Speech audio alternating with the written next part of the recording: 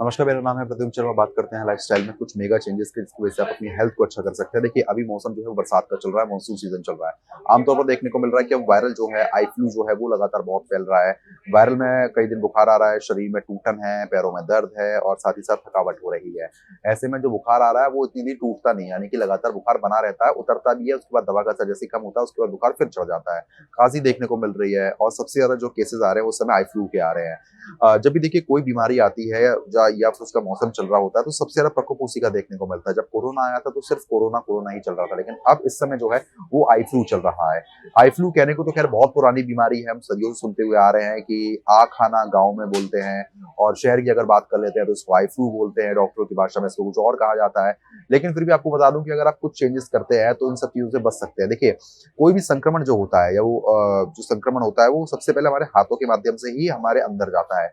अगर आपका हाथ बार-बार आपके नोज पे टच हो रहा है, माउथ पे टच हो रहा है, आईज पे टच हो रहा है, उसके माध्यम से बॉडी में अंदर इनटेक कर जाता है और उसके बाद ही तमाम चीजें जो है वो आपकी शरीर पर असर डालना शुरू कर देती है, जिससे आप थोड़ा बच सकते हैं। अगर आप अपने हाथ को बार-बार धोते रहें, सैनिटाइज आप करते रहें, तो इन सब चीजों से आप बच सकते हैं, क्योंकि जो माध्यम जो है वो हमारे हाथ ही होते हैं किसी भी वायरस को अंदर ले जाने के लिए।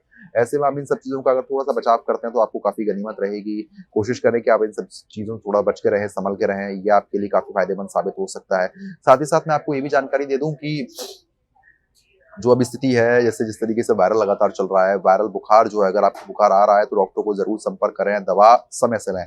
दवा अगर समय से मिल जाती है तो कहीं ना कहीं बुखार को तोड़ने में काफी आसानी हो जाती है, यानी कि बुखार को ठीक करने में आसानी हो जाती है। अगर दवा में लापरवाही होती है तो बुखार क्या है, फिर एक बार बढ़ जाता है तो उसको फिर तोड़ने में काफी दिक्कत होती है। ऐसा आमतौर पर देखा भी जाता है, क्योंकि बुखार अगर लगातार बना रह रहा है, वायरल आजकल वायरल भी बहुत अलग अलग तरीके के हो गए हैं। वायरल जो है वो 7-7 दिन तक रहते हैं, तो 10-10 दिन तक हमने देखे हैं कि ऐसे वायरल के केसेस आए हैं जो रहते भी हैं। इसलिए कोशिश करें कि इन सब चीज़ों से बच के रहें और मौसमी बीमारी जो होती है उसमें बाहर का कुछ भी ना खाएँ।